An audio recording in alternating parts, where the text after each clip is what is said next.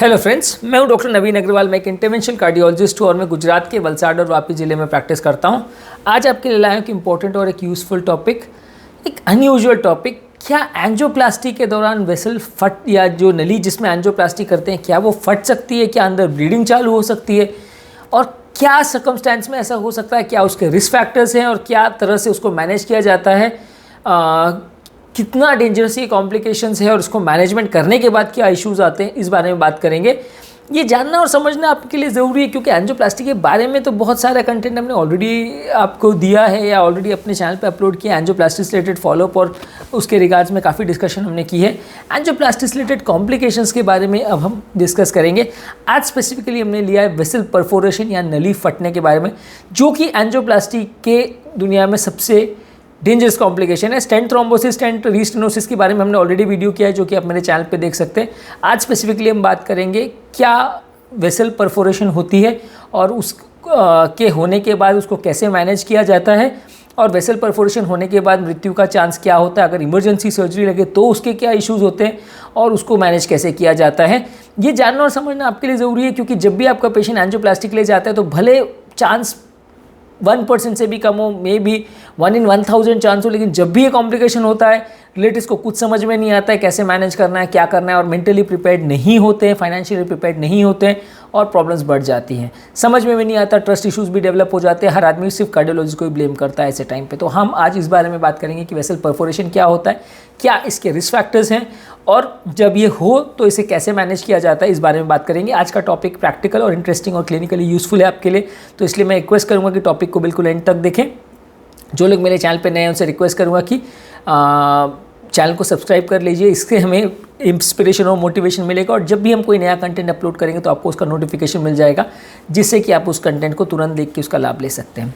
तो आते हैं आज का टॉपिक पर। वेसल परफोरेशन यानी वेसल फटना क्या होता है। एंजियोप्लास्टी के दौरान अगर नली फट जाए तो वो क्या होता है। हमने ऑलरेडी हार्ट फटने के बारे में, कार्डियक रप्चर के लिए भी एक सेपरेट वीडियो किया है, जो कि आप मेरे चैनल पे देख सकते हैं। आज सिर्फ वेसल परफोरेशन पर बात करेंगे, जो कि बेसिकली एंजियोप्लास्टी के दौरान जब स्टेंट फुलाते हैं या बलून फुलाते हैं तब नली अगर फट जाती है तो क्या होता है, कैसा होता है और क्या उसके प्रॉब्लम्स है, क्या इन्फेक्शन उसके मैनेजमेंट है, उसको रिलेटेड हम डिस्कशन करेंगे।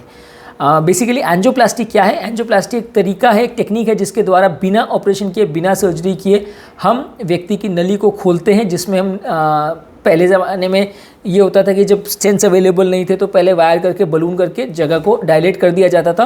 प्लास्टिक या रबर जैसा मटेरियल का बलून आता है, उससे हम नली को डायलेट कर देते हैं और कचरे को एक साइड पर कर देते हैं। कचरा बाहर नहीं निकलता है, एक साइड पर हो जाता है। ये कचरा साइड पर होने के बाद कभी कभार ऐसा होता है कि नली की दीवार में अगर क्रैक हो जाए या नली में रिकॉइल हो जाए तो नली वापस से बंद हो सकती है। दूसरा कचरा वापस से री इंसर्ट हो सकता है, नली में वापस पेनिट्रेट कर सकता है। इसको रोकने के लिए स्टेंट का उपयोग किया जा रहा था। स्टेंट बेसिकली एक मेटल की जाली या एक मेटल का फाइबर, मेटल का एक मैश होता है जिसको नली में बलून के ऊपर कोटेड होता है, चिपका होता है। जब उसको फुलाते हैं तो वो नली की दीवार से चिपक जाता है और वहीं पर रह जाता है। ये प्रोसीजर बेसिकली एंजियोप्लास्टी बोलते हैं। इसमें प्रॉब्लम्स आने का चांस, रीब्लॉकेज आने का चांस काफ़ी कम है। क्लॉटिंग होने का चांस स्टेंट में 1 to 2% है, स्टेंट में रीब्लॉकेज होने का चांस 4 to 5% है। लेस देन 1% चांस है वेसल का इस दौरान फट जाने का या परफोरेशन होने का।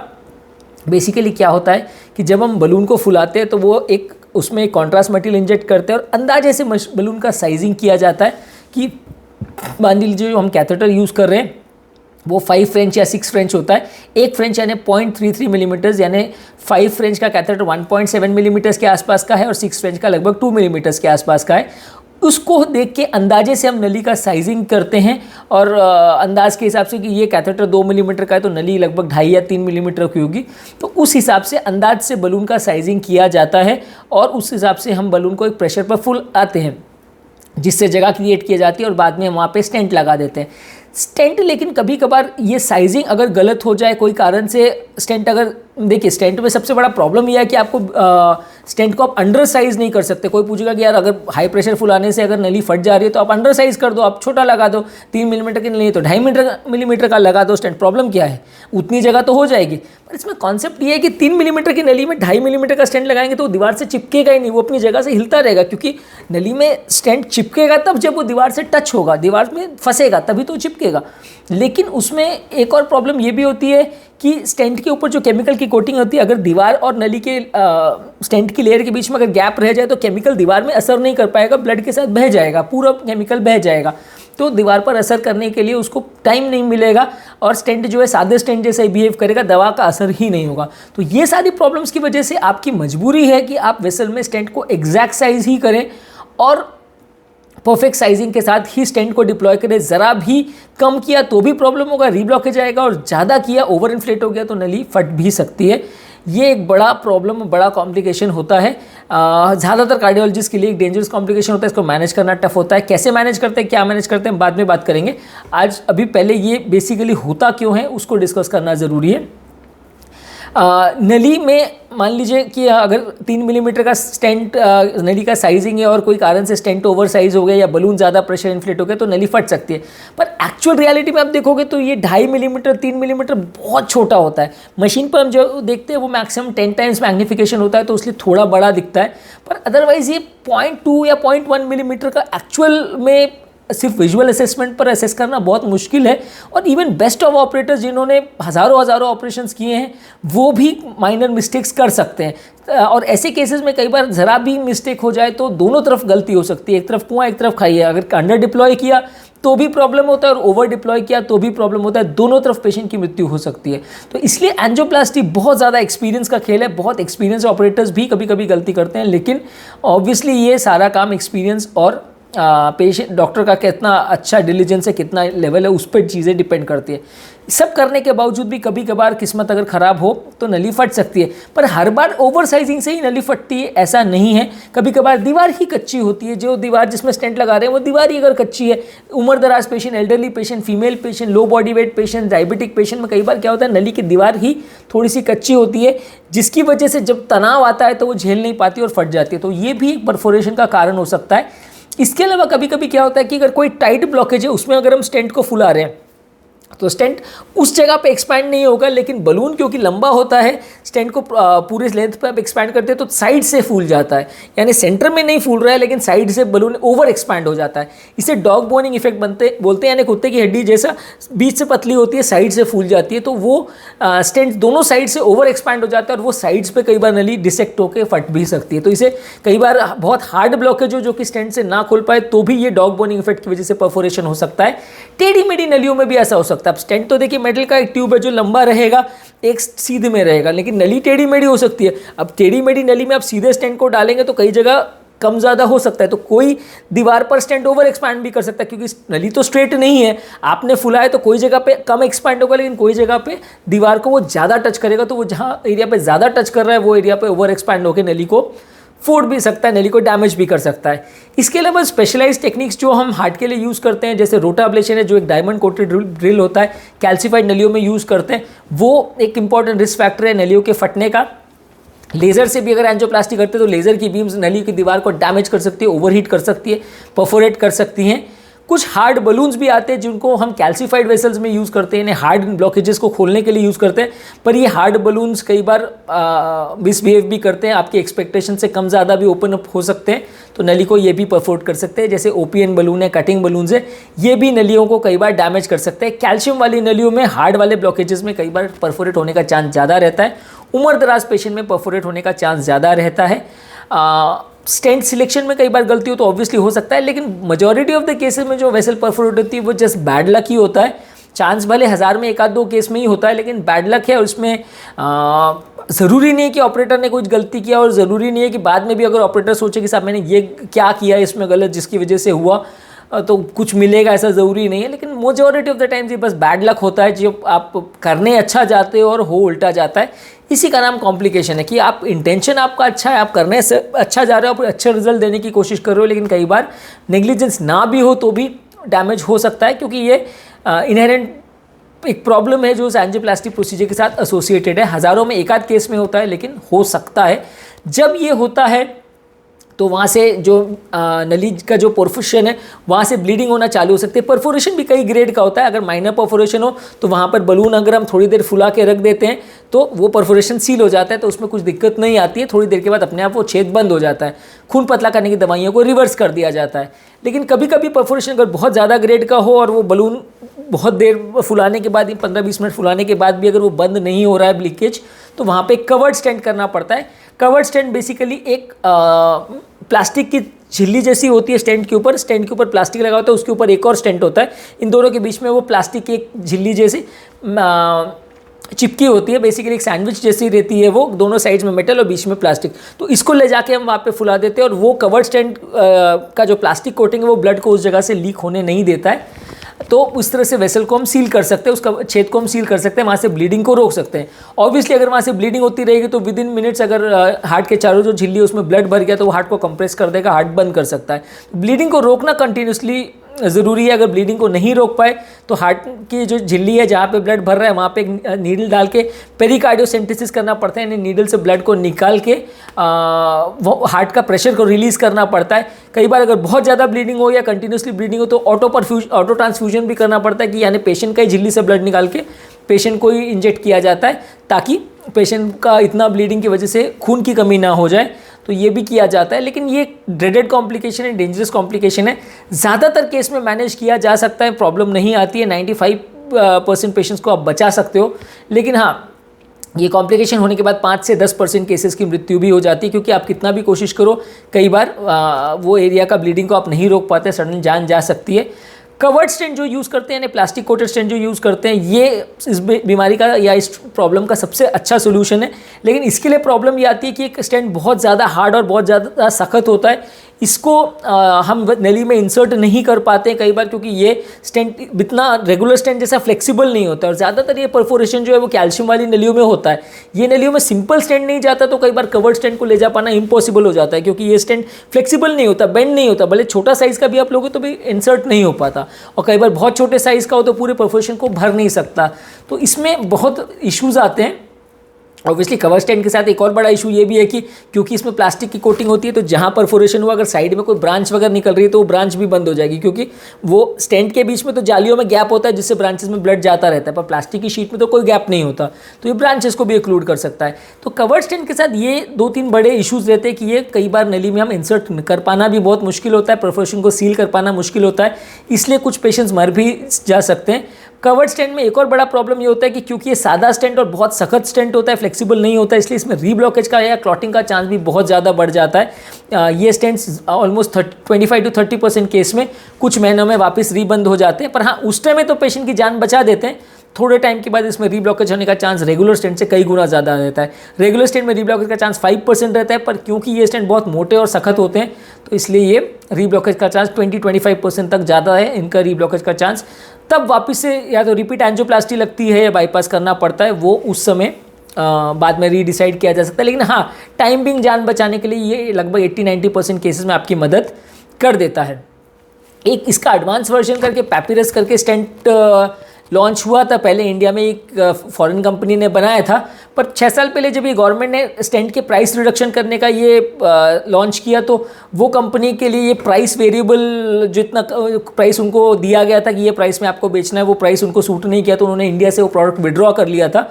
एक पैपिरस करके स्टेंट था, वो काफ़ी फ्लेक्सिबल था, वो स्पेशलाइज टेक्निक से बनाया था इस तरह के पेशेंट्स को डील करने के लिए। पर वो अनफॉर्चुनेटली इंडिया में अभी कहीं अवेलेबल नहीं है, क्योंकि वो स्टेंट कॉस्टली था। कंपनी को गवर्नमेंट ने खाली 8,000 रुपीज़ का मार्जिन दिया था उस सेल को बेचने के लिए, स्टेंट को बेचने के लिए, और स्टेंट का प्राइस कंपनी 60-70,000 में बेचना चाह रही थी। 8,000 का प्राइस उनको दिया गया था, तो 60,000 में बेचने वाले कंपनी 8,000 में तो डेफिनेटली उनको बहुत लॉस जा रहा था, इसलिए उन्होंने वो स्टेंट इंडिया से विड्रॉ कर लिया। तो ये स्टेंट ज़्यादा अच्छा था ऐसे सिचुएशन के लिए। 6-7 साल पहले ये टेक्नोलॉजी इंट्रोड्यूस हो गई थी, फॉरेन कंट्रीज़ में स्टेंट अवेलेबल है पैपिरस करके, लेकिन इंडिया में अवेलेबल नहीं है, क्योंकि ये टेक्नोलॉजी गवर्नमेंट का जो ये एक्ट आया उसके बाद ये हम कार्डियोलॉजिस्ट आज तक क्रेव करते हैं कि वो स्टेंट हमें मिलना चाहिए, क्योंकि वो स्टेंट इस तरह की सिचुएशन में जान बचाने के लिए बहुत उपयोगी होता है। लेकिन वो इंडिया में अवेलेबल नहीं है, क्योंकि कंपनीज़ को इस स्टेंट में बहुत ज़्यादा मार्केट करने में लॉस आता है, और वो टेक्नोलॉजी इंडिया में किसी कंपनी के पास अवेलेबल नहीं है। फॉरेन की कंपनी थी, बोस्टन साइंटिफिक करके उनका स्टेंट था, तो उन्होंने, नहीं बायोट्रॉनिक करके उनका स्टेंट था, उन्होंने विड्रॉ कर लिया। क्योंकि उनको ये इस प्राइस रेंज में इसको सेल आउट करना बहुत दिक्कत आ रही थी। परफोरेशन वाले केस में जैसा कि मैंने कहा, अगर प्रॉपरली इसको सील आउट नहीं किया या बंद नहीं किया तो मृत्यु दर लगभग 5 to 10% तक जा सकता है। कवर्ड स्टेंट करने के बाद अगर प्रॉपरली ब्लॉकेज को सील कर दिया तो उसके बाद प्रॉब्लम्स होने का चांस लेस देन 5% हो जाता है, लेकिन फिर भी थोड़ा रिस्क तो रहता है क्योंकि ये स्टेंट में भी क्लॉटिंग आ सकती है और रीब्लॉकेज भी आ सकता है। कभी कभार अगर ऐसा ना हो पाए और ब्लीडिंग ना रुक पाए तो आपको पेशेंट को अर्जेंट सर्जरी के लिए भेजना पड़ता है, जिसमें सर्जन उस एरिया को ओपन करके ब्लीडिंग को रोकता है। पर इसमें सबसे बड़ा प्रॉब्लम ये आता है कि पेशेंट का बीपी इतना जल्दी कोलैप्स हो जाता है कि सर्जन को कई बार ओपन करने का टाइम नहीं मिलता। ऑब्वियसली ओपन हार्ट सर्जरी करने के लिए, छाती को खोलने के लिए सर्जन को कम से कम 1 आध घंटे टाइम तो चाहिए। अगर टाइम उतना नहीं मिल पाता है, पेशेंट उससे पहले ही कोलैप्स हो जाता है, तो कई बार पेशेंट को नहीं बचाया जा सकता। इसके अलावा एक और प्रॉब्लम ये आती है कि सर्जरी करना उस समय बहुत मुश्किल होता है, क्योंकि एंजियोप्लास्टी करने के लिए बाय डिफ़ॉल्ट हर पेशेंट को खून पतला करने की स्ट्रॉन्ग दवा दी जाती है, और ये खून पतला करने की दवा कम से कम 4-5 दिन तक एक बार दिए जाने के बाद असर करती है। तो इस दौरान अगर सर्जन तुरंत ऑपरेट करता है तो सर्जन जब सर्जरी करेगा तो ब्लीडिंग रोक पाना बहुत मुश्किल होता है। कई बार ऐसा भी होता है कि सर्जन सर्जरी करते जाता है और ब्लीडिंग होते जाती है, ब्लीडिंग से पेशेंट मर जाता है, क्योंकि सर्जरी होने के बाद खून रुकना बहुत मुश्किल होता है और सिंपल ब्लड ट्रांसफ्यूजन या खून गाढ़ा करने वाले तत्वों से इसको रोका नहीं जा सकता, क्योंकि खून पतला करना जो दवाइयाँ का असर है वो काफ़ी स्ट्रांग होता है, प्लेटलेट एक्टिविटी को पूरी तरह से बंद कर देता है। तो ऑब्वियसली एंजियोप्लास्टी के लिए तो अच्छा है, लेकिन सर्जरी करने के लिए बहुत डेंजरस हो जाता है, कि सर्जरी में, एंजियोप्लास्टी में तो ऑब्वियसली बगैर सर्जरी का है तो इसमें ब्लीडिंग का उतना रिस्क नहीं रहता, पर सर्जरी के दौरान इसमें प्रॉब्लम बहुत ज़्यादा आ जाती है और ब्लीडिंग की वजह से पेशेंट की मृत्यु हो सकती है। तो ये बेसिकली स्टेंट परफोरेशन के बारे में मैंने डिस्कस किया कि ये है तो ख़राब किस्मत, कभी भी अगर हो सकता है, 5 से 10% मृत्यु का चांस है होने के बाद। बेस्ट पॉसिबल टेक्निक यूज़ करने के बावजूद भी मृत्यु का दर ज़्यादा है। जो कवर्ड स्टेंट हमारे पास आज के डेट में अवेलेबल है वो फ्लेक्सिबल नहीं होता और उसको इंसर्ट करना एक बहुत बड़ी समस्या है, रीब्लॉकेज का चांस भी बहुत ज़्यादा होता है। जो लेटेस्ट टेक्नोलॉजी वर्ल्ड में अवेलेबल है वो इंडिया में अवेलेबल नहीं है because of some political reason and some state related issues, पर वो बेस्ट क्वालिटी स्टेंट इंडिया में अवेलेबल नहीं है पिछले 6 सालों से। इस प्रॉब्लम को डील आउट करने के लिए सबसे अच्छा सोल्यूशन है। अनफोर्सीन होता है, कब हो जाए कह नहीं सकते, पर अगर वो वैसी टेक्नोलॉजी अवेलेबल हो तो इस तरह के पेशेंट्स को बचाने में मदद मिल सकती है। ऐसे दौरान पे अगर ब्लीडिंग ना रुके तो मृत्यु हो सकती है। छाती के हार्ट के चारों जो झिल्ली होती है उसमें ब्लड को निकाल के हार्ट को डिकम्प्रेस किया जा सकता है ताकि हार्ट काम करता रहे। फिर भी ब्लीडिंग ना रुके तो सर्जरी के लिए भेजना पड़ता है, पर सर्जरी में एंटीप्लेटलेट दवाओं से रिलेटेड इश्यूज़ होते हैं, तो इसको समझते हुए डिसीजन को लेना पड़ता है और कई बार मैनेज करना पड़ता है। ऐसे सिचुएशन में भले टेक्निकली लोग तो यही कहेंगे कि देखिए कार्डियोलॉजिस्ट की जिम्मेदारी, वो जैसे भी करके मैनेज करे, उसको कॉम्प्लिकेशन नहीं करना है। लोग अपने बेस्ट पॉसिबल प्रयास करते हैं, लेकिन कई बार उसमें फिर भी प्रॉब्लम आती है। जो इंट्राकार्डिक इमेजिंग के बारे में हमने ऑलरेडी डिस्कस किया है सेपरेट वीडियो में, इंट्रावैस्कुलर अल्ट्रासाउंड और ओसीटी करके, ये जो नई टेक्नोलॉजीज़ हैं जिससे कि हम स्टेंट को प्रॉपरली असेस कर सकते हैं, वेसल का साइजिंग प्रॉपर कर सकते हैं, कॉम्प्लिकेशन रेट को कम कर सकते हैं, स्टेंट को नॉर्मली हम क्या एंजियोप्लास्टी में जो फ्लोर वगैरह यूज़ करते हैं उसमें मैग्नीफिकेशन जितना होता है उसके कंपैरिजन में इसमें मैग्नीफिकेशन कई गुना ज़्यादा अच्छा होता है, नली बहुत अच्छे से देख सकते हैं, तो इसमें प्रॉब्लम्स होने का चांस बहुत कम हो जाता है, कंपैरेटिवली रेगुलर से हाफ हो जाता है। ज़ीरो तो नहीं होता पर फिर भी हाफ हो जाता है, और इसमें कई बार पेशेंट को हम ज़्यादा अच्छा रिजल्ट दे सकते हैं। लेकिन प्रॉब्लम बस इसमें ये है कि ये भी पेशेंट का कॉस्ट बढ़ा देता है। 70 से 80 हज़ार पेशेंट का प्रोसीजर कॉस्ट बढ़ जाता है आईवस में, ओसीटी में 1 से 1.25 लाख का कॉस्ट बढ़ जाता है, तो पेशेंट कई बार कॉस्ट इफेक्टिव ना होने की वजह से ये नहीं कराना चाहते हैं। अगर ऑब्वियसली इसको गाइडेड एंजियोप्लास्टी करें तो कॉम्प्लिकेशन होने का चांस कई गुना कम किया जा सकता है। हमारे टॉपिक का बेसिक पर्पज़ ये है कि हमने स्टेंट वेसल परफोरेशन से रिलेटेड आपको डिस्कस किया। इससे ऑब्वियसली डरने की ज़रूरत नहीं है, समझने की ज़रूरत है कि हर प्रोसीजर में कुछ ना कुछ रिस्क होता है। ये एक तो इनहेरेंट रिस्क है जिसमें कभी कभार प्रॉब्लम आ सकती है। अगर आप इसको समझ सकते हैं तो आप बेटर इसको मैनेज कर सकते हैं, और एटलीस्ट जब प्रॉब्लम आए तो इसको डिस्कस कर सकते हैं। इसका चांस हज़ारों में एक आध केस में होता है। अगर मैं ऑन एन एवरेज साल में 100 प्लास्टिक करता हूँ तो साल या 2 साल में एक आध केस में कई बार देखने को मिलता है, 1000 में एक आध केस में होता है। ज़्यादातर केसेस को बचाया जा सकता है, पर कभी कभार किस्मत ख़राब हो तो आप या पेशेंट की कंडीशन ख़राब हो तो कई बार बचा पाना मुश्किल भी पड़ता है। ये टॉपिक डिस्कशन के माध्यम से आई थिंक आपको ये कॉन्सेप्ट थोड़ा सा क्लियर हुआ होगा और बीमारी को समझने में थोड़ी मदद मिली होगी। मेरे चैनल का बेसिक पर्पज़ ये है कि हार्ट और हेल्थ से रिलेटेड साइंटिफिकली करेक्ट इन्फॉर्मेशन हम आपके लिए इजीली अवेलेबल करते हैं, ताकि इस तरह की इन्फॉर्मेशन के लिए आपको भटकना न पड़े और आप मेंटली फाइनेंशियली प्रिपेयर्ड हो इस तरह की सिचुएशंस के लिए। इस तरह की इन्फॉर्मेशन के लिए लोग कई बार अपने डॉक्टर्स और फ्रेंड्स और रिलेटिव्स पर डिपेंडेंट रहते हैं।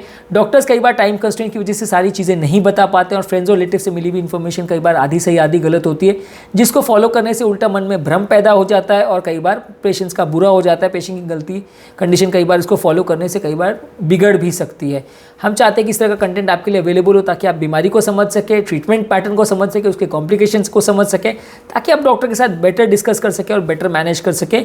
यदि आपको हमारे चैनल का कॉन्सेप्ट अच्छा लगता है तो वीडियोस को लाइक कीजिए, चैनल को सब्सक्राइब कीजिए। यदि आपको लगता है कि कॉन्सेप्ट आपके फ्रेंड्स और रिलेटिव्स के लिए यूजफुल है तो वीडियो को लिंक को उनके साथ शेयर कीजिए। यदि फिर भी आपके कुछ डाउट्स रह जाते हैं टॉपिक से रिलेटेड या कोई और टॉपिक्स पर हम चाहते हैं वीडियोज़ करें तो नीचे डिस्क्रिप्शन बॉक्स में उनके बारे में हमें बताइए, ताकि फ्यूचर में हम उनको कवर कर सके और आपके क्वेश्चंस को एड्रेस कर सकें। सो दिस इज डॉक्टर नवीन अग्रवाल। मैं तहे दिल से आपका शुक्रिया अदा करता हूं कि आपने मेरे टॉपिक को एंड तक सुना और आई होप कि आपको इससे कुछ इन्फॉर्मेशन और रेलेवेंट नॉलेज मिला होगा। जो लोग मेरे चैनल पे नए हैं उनसे रिक्वेस्ट करूंगा कि हमारे चैनल को सब्सक्राइब करें। इससे हमें मोटिवेशन और इंस्पिरेशन मिलती है ताकि इस तरह के अच्छे वीडियोज़ हम आपके लिए रेगुलर बेसिस पे लाते रहें। Thank you.